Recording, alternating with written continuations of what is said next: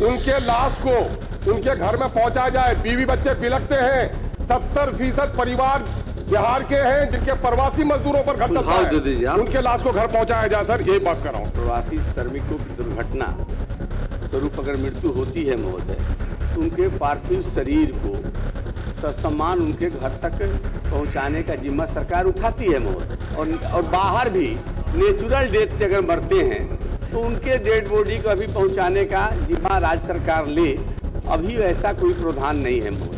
सारा सदन से वो किया जाए।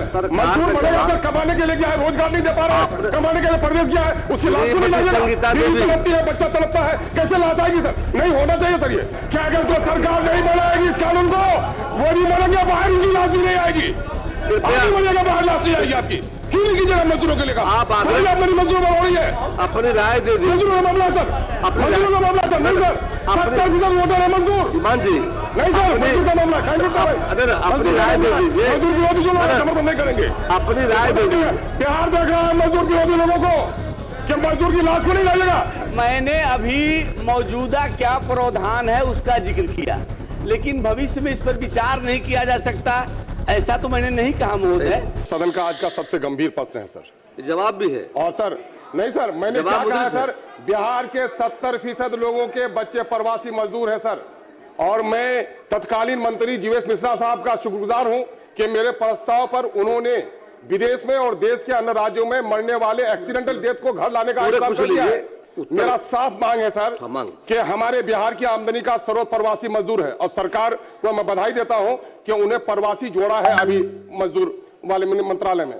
तो प्रवासी मजदूर के कल्याण के ताल्लुक से कुछ तो कर नहीं पाते, कम से कम इतना कर दीजिए सर कि उनका जो एक्सीडेंट डेथ होता है तो फौरी तौर पर उसमें भी दिक्कत होती है, लेकिन नेचुरल डेथ भी हो जाए अगर, तो वो बेचारा कर्ज में लेकर गया है सर। पूरा पूछा हूं सर, उनके लाश को उनके घर में पहुंचाया जाए। बीवी बच्चे बिलखते हैं।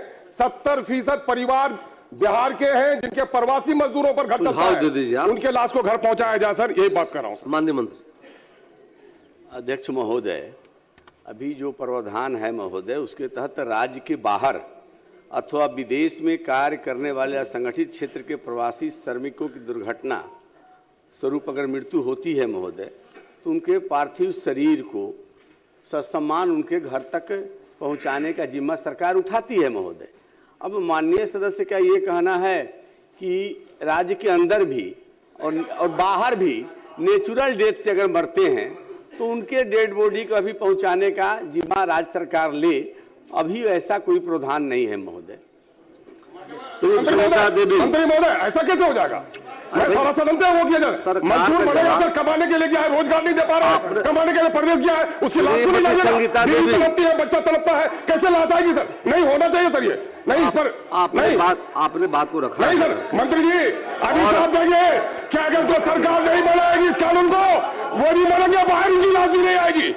नहीं बनेगा, बाहर लाश नहीं आएगी आपकी। क्यों नहीं कीजिएगा मजदूरों के लिए? आप मेरी मजदूरों पर हो रही है। अपनी राय दे दी। मजदूरों का मामला सर, मजदूरों का मामला सर। नहीं सर, 70% वोटर है मजदूर। ईमान जी नहीं सर, मजदूर का मामला अगर अपनी राय दे दीजिए। मजदूर विरोधी जो लोग समर्थन नहीं करेंगे, अपनी राय दे दीजिए। बिहार देख रहा है मजदूर विरोधी लोगों को कि मजदूर की लाश को नहीं लाएगा। बीवी होती है, बच्चा होता है, इसके माने कि लाभ लेने के लिए उसको जाकर कहीं गाड़ी के चक्कर में दबना पड़ेगा।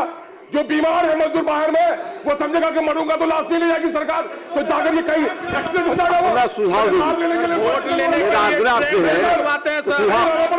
ईमान जी, ईमान जी बोलने के बजाय विधायकों की तनख्वाह काट दीजिए, लाश बोलने के बजाय सुझाव दे दीजिए सरकार को। सुझाव दे दीजिए। नहीं सर, क्या सुझाव क्या है? नहीं बोली। क्या सुझाव क्या आपका है? सुझाव क्या आपका? सुझाव दे दीजिए सर।